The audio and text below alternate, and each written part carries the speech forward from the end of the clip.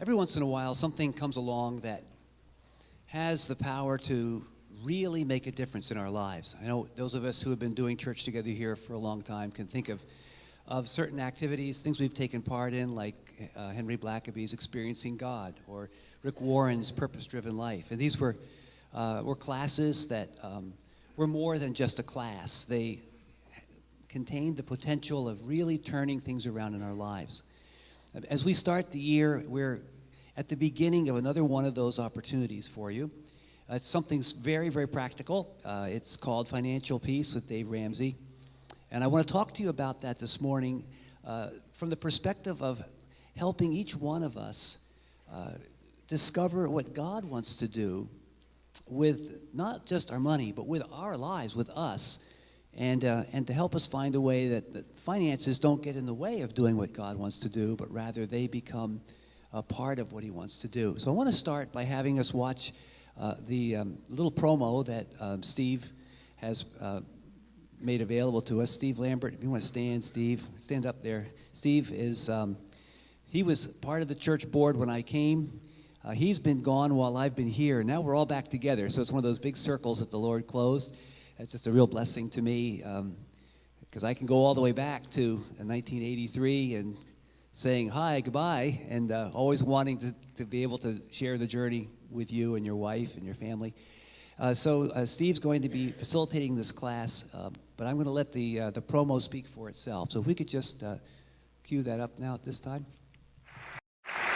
Welcome to Financial Peace University. Financial peace. These are words that just don't go together in our culture anymore. Too many people are struggling with this subject of money. Too many people are struggling with this subject of money in their relationships, in their marriages. Too many people are struggling with this subject of money in their area of their careers. We just don't know what to do with this whole thing called money. Well, I found out something about money. Money's actually fun if you got some. Boy, I tell you what, it does weave its way into the tapestry of our lives, and it does mess with us on just about every possible level. So we're glad you're here. I can promise you this, we are going to have some fun as we talk about money. We're going to laugh, we're going to cry. I'm going to talk to you about relationships. I'm going to talk to you about your spiritual walk, your emotions, and we're going to change the way we handle our lives around this subject of money as we go through this class together. It's absolutely imperative that you really stay plugged in. Now, some of you have, you just didn't want to be here. You were drug here against your will. I know that because I was out in the parking lot and I saw several sets of heel prints on the way in. Some of you, Dave Ramsey, the name has become a cuss word in your house. Some of you, one lady, I was doing a book signing a while back and she said, I don't even know you and I don't like you. And some of you, that's you. I understand. I get that. We are going to have some fun, and if that's you, I'm probably actually more on your team than on the team of that nerd that brought you. I'm a guy that's been there, done that, got the t-shirt. I grew up not rich. How many of you grew up not rich? When I got out of college and graduated from college, my wife and I got married. We were so broke we couldn't pay attention. We didn't know what we were going to do. When we graduated from college, our net worth was a half a box of no-dos. You know what I'm saying? And we got married and started off our lives broke. How many of you, when you started off basically broke? You know what I'm talking about. We ain't got money, honey, but we got love. And it's a good thing, too, because we ain't got no money. Well, that's how we started out. And I started buying and selling real estate, and I got rich, at least by a kid from Antioch, Tennessee standards. I ended up with about $4 million worth of real estate, starting from nothing by the time I was 26 years old. However, I had done some dumb things. Nothing immoral, nothing illegal or anything like that. I didn't steal from anybody. I didn't lie to anybody. I was just stupid. I borrowed too much money. And our largest bank got sold to another bank. And then word got out on the street that Dave was in trouble, and another bank got sold to another bank. And they started calling our notes. And we spent the next 2.5 years of our life losing everything we owned. We were sued. We were foreclosed on. And finally, with a brand new baby, a toddler, and a marriage hanging on by a thread, we were bankrupt. I was a 28-year-old young dad, young husband, scared out of my mind. I didn't know what to do. I remember standing with that shower so hot in my face that I could just barely stand there, and I would just stand there and cry because I didn't know what to do. I didn't have any steps. No one talked about this stuff much. And then I started slowly discovering that the Bible had some things to say about money. I started reading a man named Larry Burkett, and then I started reading another guy named Ron Blue, met another man named Howard Dayton, and these men had been teaching biblical finance throughout North America. And I started learning from them and started applying those principles in our lives because we were so beat up, we didn't know what to do. And see, I had all these letters and licenses after my name that says I'm supposed to know something about money. I've got a finance degree.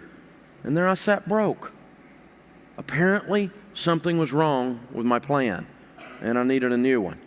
You see, I do everything backwards. Most people meet God at the bottom. I met him on the way up. I just got to know him on the way down. What we're talking about here is that we found the truth. Let me show you what I'm talking about. Everybody stand up for a second. Here's what I want you to do. I want, first, understand that I can see all of you and I will mess with you if you don't play my games. What I want you to do is I want everyone in here to close your eyes. Thank you. Okay, now, here's what I want you to do. With your eyes closed, even if you don't know the answer, it's okay to be wrong. It's just not okay to not play. You got to play. So even if you don't know the answer, you got to guess. I want you to point north. Keep your eyes closed and point north. Now, stick with your plan. Stick with your feeling. Open your eyes and look around. Someone is lost. According to my compass, north is right through here.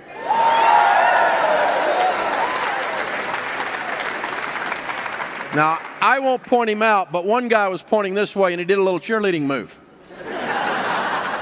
Everybody have a seat. The point is that this is the truth. That is north, that is the truth. And we live in a culture today where people think they can make up their own truth. You can't make up your own truth. There's a truth that's independent of you. And your feelings are often not true. Some of you went with your best feeling. You had no idea, and you launched off going south. If you want to go to Canada, this is the direction. You can get there this way, but it's the long way around. This is the truth. This is the truth. And to the extent that you are not lined up with your compass, you're what's known as lost. And you're going to bring pain to your life, and you're going to bring shortage to your life, and you're going to bring problems to your life. I know. I've lived that. So, how you feel really doesn't matter. And we have to remember that it's about choices. Personal finance is about 80% behavior. It's only about 20% head knowledge. That's why God chooses to work through money to change and transform us. For some of you, he's going to use this issue of money to heal your marriage. For some of you, he's going to use this issue of money to put discipline in your life in a place and in a way that you never dreamed you would see it. You're going to make different choices after having gone through this. It absolutely works. Financial Peace University began about 20 years ago. I started it with a bad suit and an overhead projector.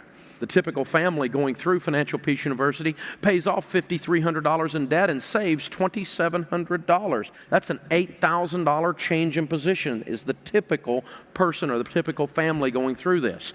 And so if you pay a little bit for this course and you go through it and you get $8,000 change, I call that a bargain. I call that a good buy. This whole course is taught by me on video. And afterwards is when the most important thing happens, and that's the small group discussion. Go to the small group discussion. Bring your budget each time and be accountable to the lesson. Make sure you're learning the lesson. Unpack this with other people. It feels a little weird at first, but go in there. The accountability to change your behavior is the key. That's the big deal, and you're definitely going to want to do that. Again, there is no doubt that this process called Financial Peace University works. The only question is whether you're going to be involved. And so if you haven't signed up yet, now is the time.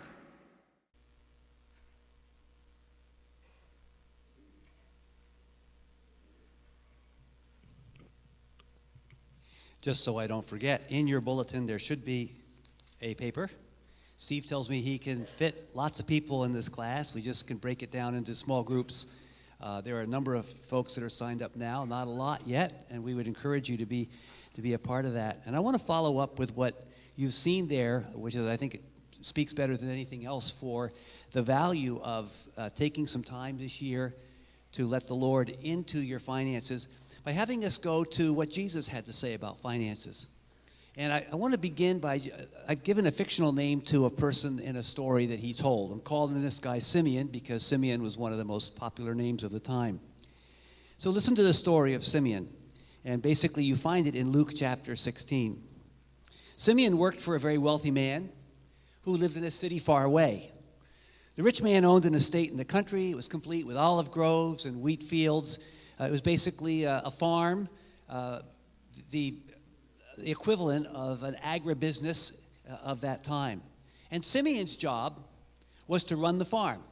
He was empowered to act as the agent for the rich man who basically showed up maybe once or twice a year, just to see how things were going. He had the power to rent out the land to tenant farmers. He had the power to make loans against future harvests, which was the way that the farmers would buy the seed and basically probably get enough money to feed their families until the harvest came in. He oversaw the liquidation of debts, and he was responsible for keeping accounts on all of the things that went on. So he basically ran the whole show. Now, in return for overseeing the estate, and this is very, very important for understanding Jesus' story. In return for overseeing the estate, this man, Simeon, was permitted to write loans to the tenants with commission built in. This was how he made his money. This was his salary. He would write out a loan when a farmer would show up and say, oh, I'm going to be working in the olive groves, or I'm going to plant wheat or whatever, and I need some money in advance in order to survive until the harvest and in order to buy what I need to make the planting possible and to just go through the whole business of farming. They would come to this steward, this overseer, we're calling him Simeon, and he would write them a loan. Now, in that loan, there would be two things. The principal, which was the amount of money that the person was borrowing, and then there would also be the interest on the loan. And back in those days, they typically simply wrote down one number. Now, we don't do that in our society. You go to buy a car or go to buy a house or whatever, and you officially pay for it in terms of what the house is worth or what the car is worth. But if you have any brains whatsoever, you know you're going to pay a whole lot more over the course of the terms of that loan than simply the amount that was on the sticker. Back in those days, the sticker was for the principal and all the interest you would pay. They just kept it as one number. So that was the total value of the note. The master, the person who owned the whole farm, would get the principal back because it was his money that was being loaned out, plus some interest. And then this overseer, Simeon, he would get his salary, his take, out of part of the interest, if you will, kind of like a commission. Because he was the one that actually went out and generated the loan and oversaw it and made sure it got paid and so on. So that's how he made his living, by getting part of the interest back on the loan. Now, Jesus in his story tells us that this particular estate manager had gotten sloppy, and the news of wasteful mismanagement had come back to the rich owner. So one day, the owner shows up, and of course, this is the great crisis of the story. We read in Luke chapter 16, verse 1. There was a rich man whose manager was accused of wasting his possessions, so he called him in and asked him, verse 2, what is this I hear about you? Give an account of your management, because you cannot be manager any longer. In an instant, Simeon goes from being a respected member of the community with a good job and good pay to being a disgraced and impoverished person with no hope of regaining his lost status. In a culture like that, where shame could destroy you and your name was everything, this guy was finished. Here he is facing a crisis. It's a financial crisis as much as anything else. And the big question is, how would he respond? And this is what Jesus drills down into. Is this guy going to respond with fear, with greed? Is he going to go back into himself? Is he going to continue the wasteful ways that got him into trouble in the first place? Or is he going to find a new way forward? Now, in telling the story, Jesus provides us with a very interesting and surprising twist, one that actually has confused biblical scholars and certainly readers of the Bible for hundreds and hundreds of years. I'll read to you verses 3 through 7 because this is the heart of what Jesus has to say. The manager said to himself, remember, he's just been fired, "What shall I do now?" Have you ever been there? Did you ever get the pink slip? I've gotten it a few times. And that's the first question is, now what? Now what do I do? What shall I do now? My master is taking away my job. I'm not strong enough to dig, and I'm ashamed to beg. Then he has an insight. I know what I'll do, so that when I lose my job here, people will welcome me into their houses. So he called in each one of his master's debtors. He asked the first, "How much do you owe my master?" 900 gallons of olive oil, he replied. The manager told him, "Take your bill, sit down quickly, and make it 450. Do the math. That's cut it right in half, right? Then he asked the second, "And how much do you owe?" 1,000 bushels of wheat, he replied. He told him, "Take your bill and make it 800.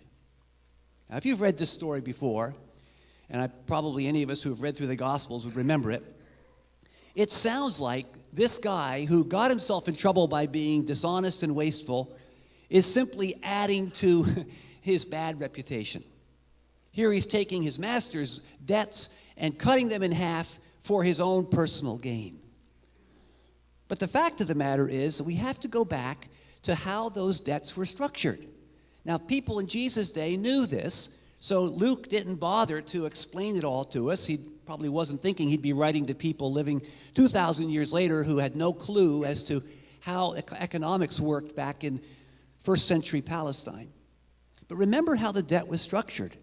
The principal and the interest were combined. Back in those days, when you took a loan on something that was supposed to grow later on in the year, the interest was very, very high. Because, of course, the chances of the harvest not working out were very, very high as well. It was a high risk. As you can see, that the olive oil harvest was 100% interest. And so what happened here was this guy, operating according to the custom that was something that was done all the way from Egypt to Babylon. We have records of this from all over the ancient world. This guy, when he told the debtors, "Take your debt and rewrite it," was cutting out his take. He was basically saying goodbye to his last paychecks. He probably was thinking at first, well, you know, I've got another, week, 2 weeks on the job here. So-and-so and so-and-so and so-and-so, they have outstanding debts. I'm entitled to a piece of each one of those debts, and I could try to collect that and have a little nest egg as I go out into the world. But what if I took a totally different path? What if we rewrote the debts so that all they had to do was pay back the master, and they didn't have to pay me anything? And that's what he does in this story. He cuts out his commission on the loans. And commentators point out that in the story, Jesus does not say that he told them to tear up the debts. The debts were not forgiven. They were renegotiated at a far, far lower rate of interest, if any interest at all. So here's a guy who's faced with a crisis, his own personal economic crisis. He's made a decision to take charge of the situation, even if it meant foregoing his last paychecks.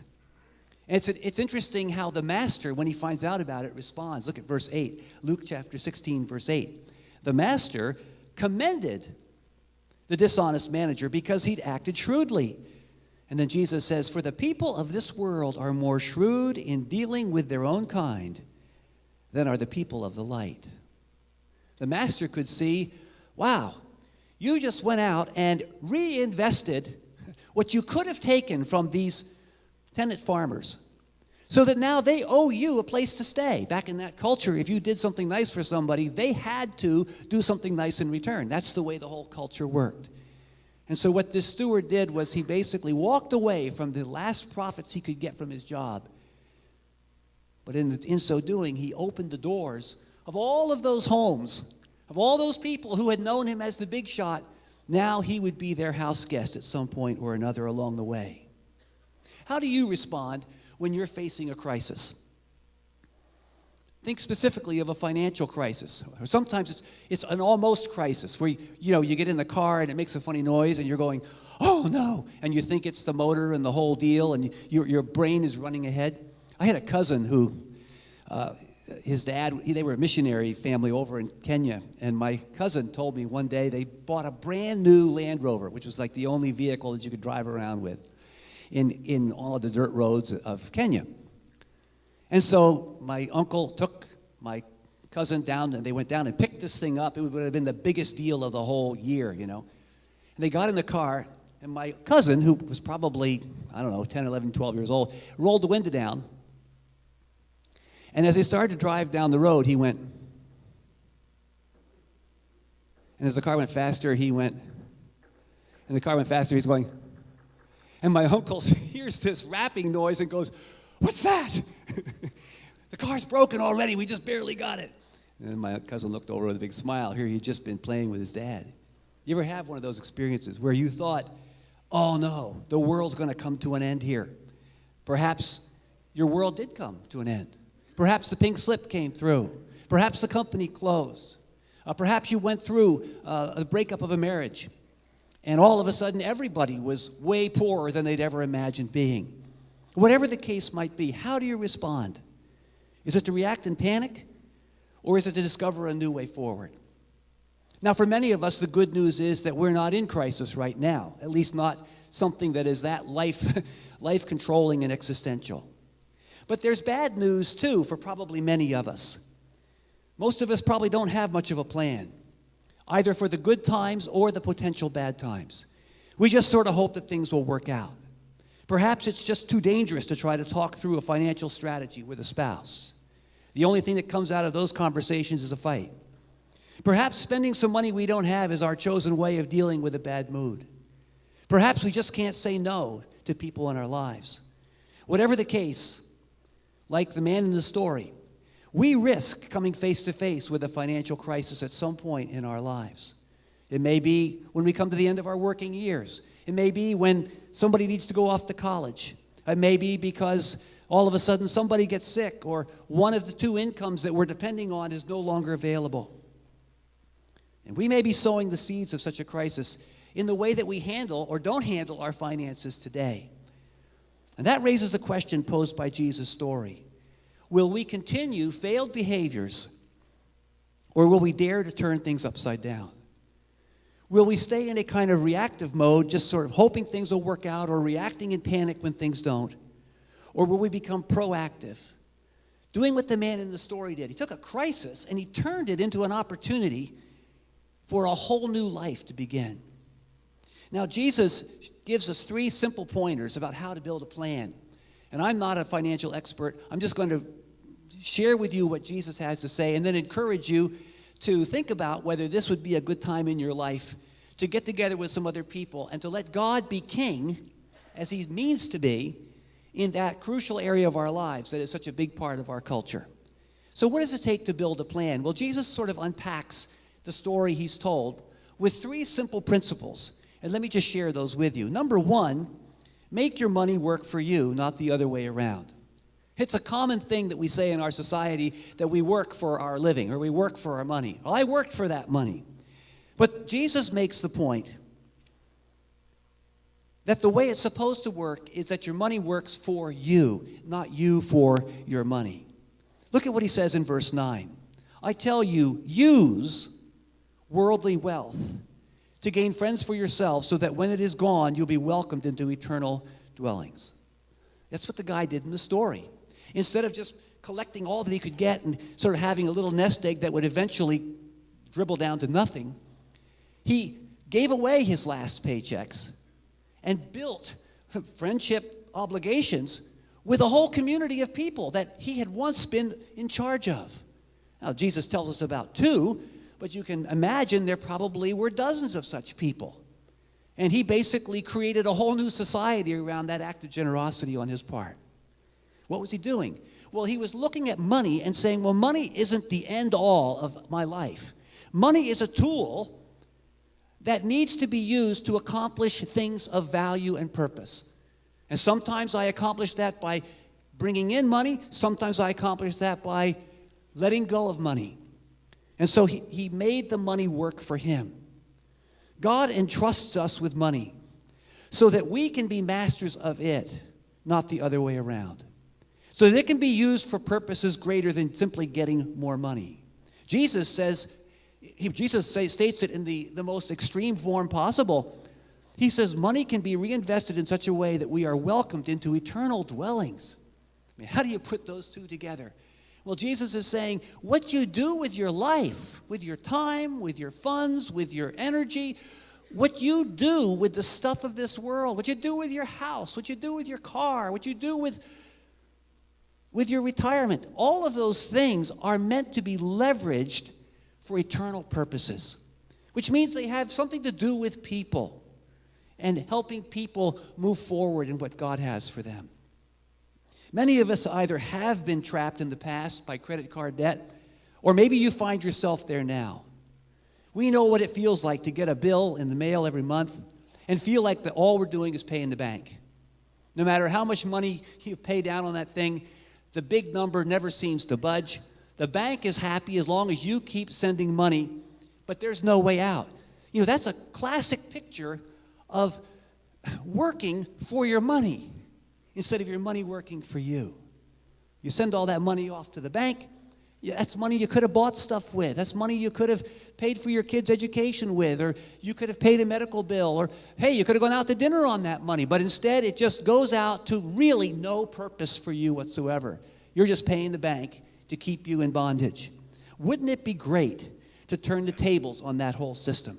I'm blown away by that number, Steve, of $5,300 of reduced debt. I got a feeling I know where that $5,300 comes from. It's probably credit card debt in most cases, wouldn't you think? In terms of the Ramsey thing. Probably a lot of that comes right off the top of that, as he helps people form a budget, make a plan, and get money to work for them. The second thing Jesus tells us to do is in verse 10. And you can sum it up with these words: start small. Verse 10, whoever can be trusted with very little can also be trusted with much. And whoever is dishonest with very little will also be dishonest with much. Jesus says that a good plan for handling the things of this world, money, begins with doing a good job with the little you have.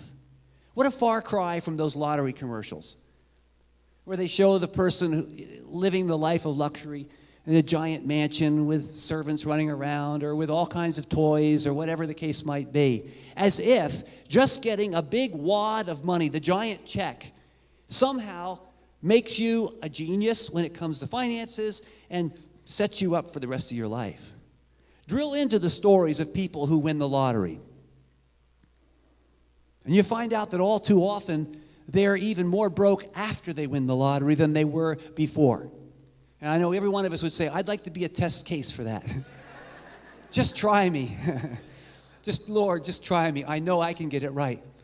But the fact is, what you do with a dime is what you'll do with $1 or with $10,000. Jesus said, whoever can be trusted with little can also be trusted with much.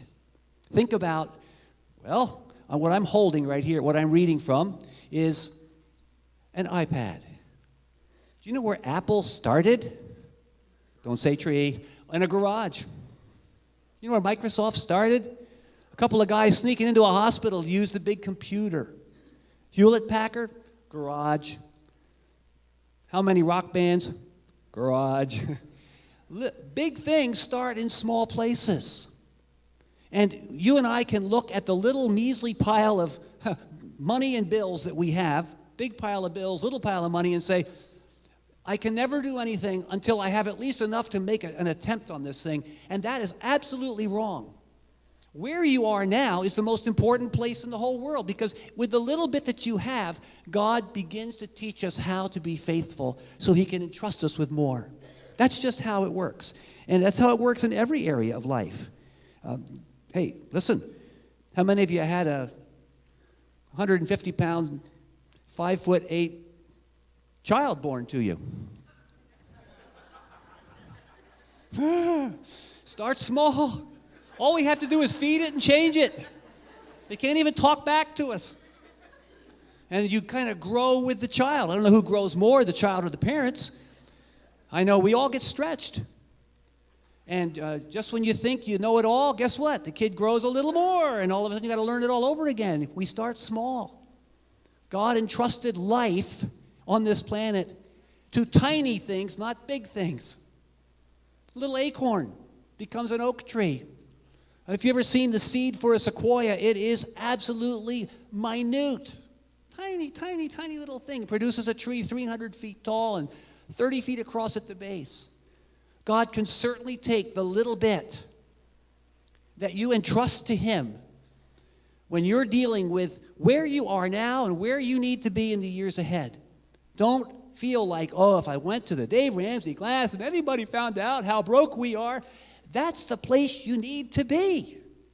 Because that means that you're saying, I am willing to begin right here with a little tiny bit and see what God can do with it. And the third thing that Jesus says is learn to be honest.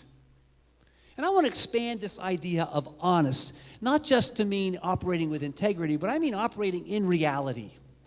Being honest with ourselves about what we really can and cannot do. Listen to what he says in verses 11 and 12.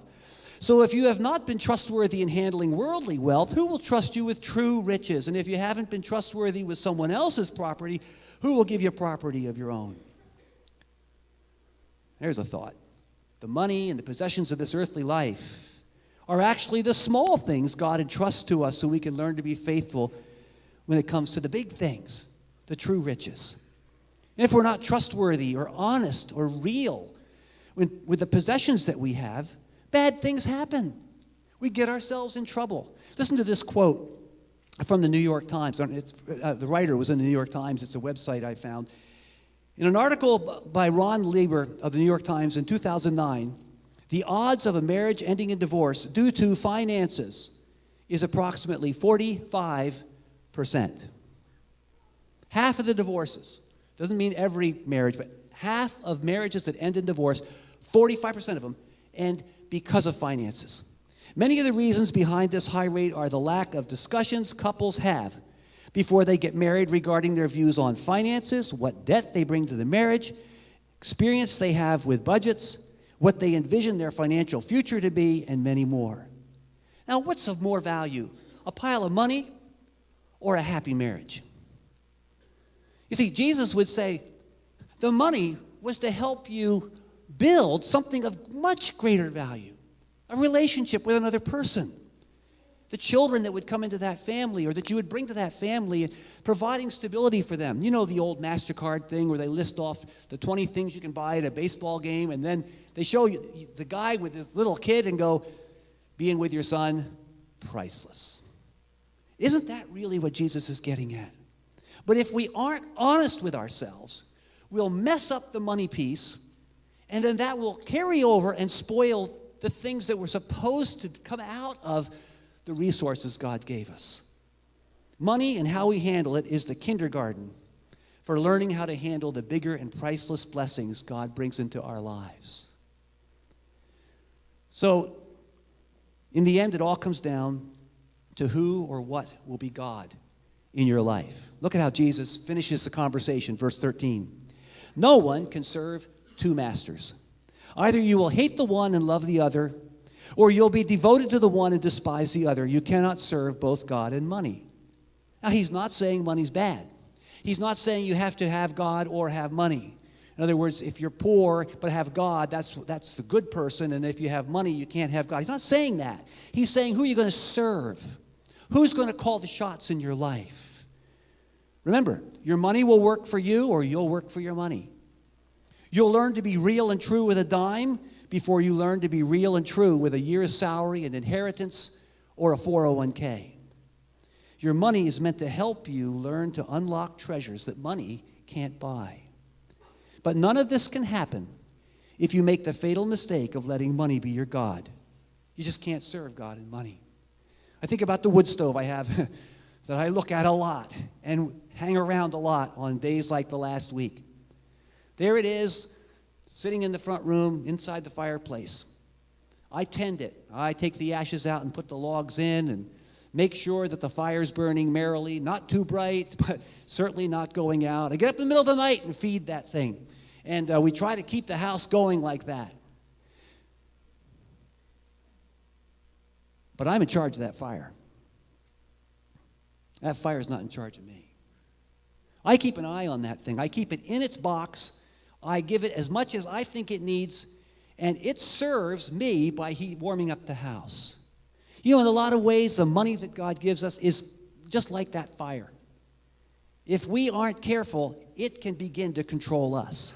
It can burn down our spiritual and emotional and relational house by our worrying, by our getting consumed about it, by our obsessing on it, by our hoarding it, by our greediness, or by our enabling people who want to bring their dysfunction into our lives, and we don't have the boundaries to work with them. We live in a society that tempts us, seduces us, shouts at us to make money our God. We hear it over and over again. This is the patriotic plea. The United States economy is consumer-driven, right? That means that if you have to go out and buy stuff, whether you have the money or not, you've got to buy that stuff, even if you don't need it, so that the United States of America can survive. Do you really believe that? Do you really believe that? Jesus calls us to a different path, one in which the Creator rules as God, and the creation, including money, gives glory to Him alone. Isn't that what Jesus is saying about our finances? They're necessary, they're a part of our life. Keep them in their proper place. Make them glorify God. And the way that begins is by you becoming the master or the mistress of what God is entrusting to you. You know, if a dishonest and disorganized estate manager could make money work in a new and surprising way, why not you and me? So I want to encourage you to just think about this and talk about this. This may not be the time that you take the class. Steve's promised me we'll do it again. But this could be the perfect time for you to jump in and be part of a conversation. You and your spouse. We encourage you both to be here. Be part of working on where you're at now. Starting small. That's not a problem. Deciding that you're going to let your pocketbook know who's boss. You're going to be the master of that under the lordship of Jesus. And being real. Being real and being accountable. Those steps are right from the mouth of Jesus himself. And I want to encourage you, you've got the form there. You can contact Steve.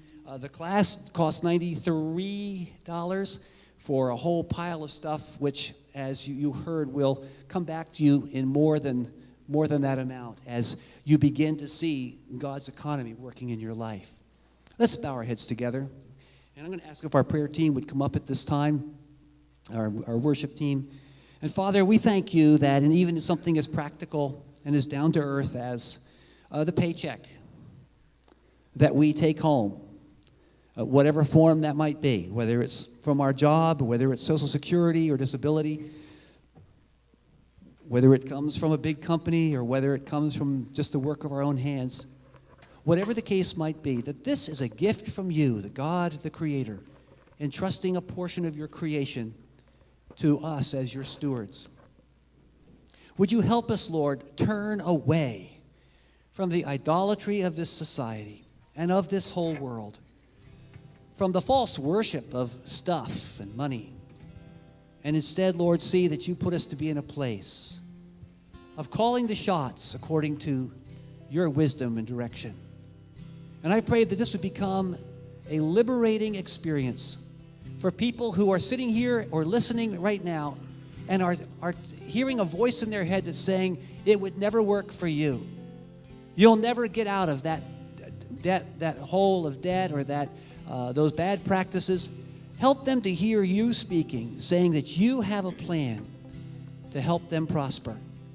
And just as you counseled us in your word, that we could learn to be wise with the stuff of this world, and then see that become the basis of you transforming earthly things into the far greater values of your wonderful and eternal kingdom.